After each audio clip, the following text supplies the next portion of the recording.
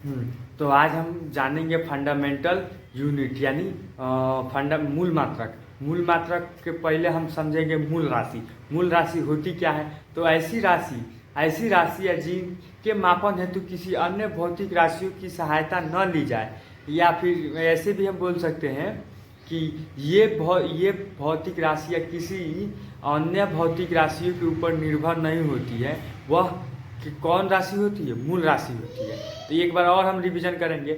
ऐसी भौतिक राशियाँ जिनके मापन हेतु किसी अन्य भौतिक राशियों की आवश्यकता न पड़ती हो, ठीक है, अर्थात ये भौतिक राशि या अन्य भौतिक राशियों के ऊपर निर्भर नहीं होती है, वही राशियाँ मूल राशियाँ कहलाती है। क्या कौन राशि कहलाती है? मूल राशियाँ कहलाती है। और इन मूल राशियों के मात्रकों को ही हम कहते हैं मूल मात्रक, फंडामेंटल यूनिट कहते हैं। क्या कहते हैं? फंडामेंटल यूनिट, ठीक है। और हम फंडामेंटल यूनिट को और भी डेफिनेशन ये हो जाएगा कि वह मात्रक जो किसी भी अन्य मात्रक पर निर्भर नहीं करती, अर्थात जिसे किसी भी भौतिक राशि के मात्रक में बदला या उससे संबंधित नहीं किया जा सकता। क्या किया नहीं जा सकता? संबंधित नहीं किया जा सकता। बदला या उससे संबंधित नहीं किया जा सकता, वही होती है मूल मात्रक, ठीक है।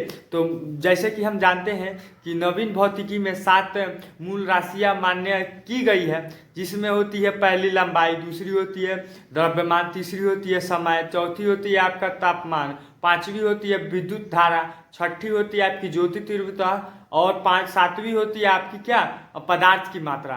तो ये हो गए भौतिक राशियाँ।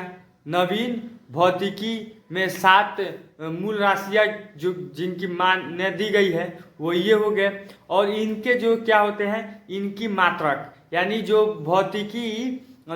भौतिकी में जो मूल राशियाँ हैं उनकी जो यूनिट होती है वो क्या क्या होती है वो भी जानेंगे। तो लंबाई जो होती है, लंबाई को नापते हैं हम मीटर में। क्या चीज़ में नापते हैं? मीटर में नापते हैं, ठीक है, मापते हैं। और द्रव्यमान को जो हम मेजर करते हैं तो उसकी यूनिट जो होती है किस यूनिट में? तो केजी में मापते हैं, ठीक है। और समय जो होती है उसको हम सेकेंड में मापते हैं। क्या चीज़ में मापते हैं? सेकेंड में। और तापमान जो होती है, तापमान को हम क्या चीज़ में मापते हैं? तो तापमान को हम जान लें कि मापते हैं केल्विन में, सेल्सियस में नहीं नापते हैं, ठीक है, नहीं नापते हैं, सेल्सियस में नहीं मापते हैं।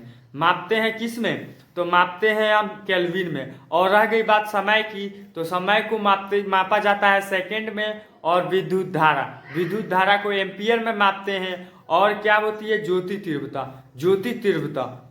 तीव्रता जो होती है उसको मापते हैं हम कैंडेला में।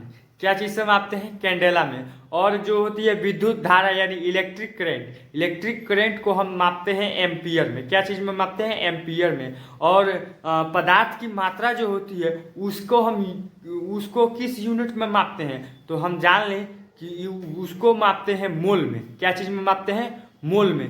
तो ठीक है, तो मिलते हैं अगले हम वीडियो में जिसमें होगा व्युत्पन्न राशि। ये हो गया। अगले वीडियो में हम मिलेंगे व्युत्पन्न मात्रक के बारे में, ठीक है। तो ठीक है।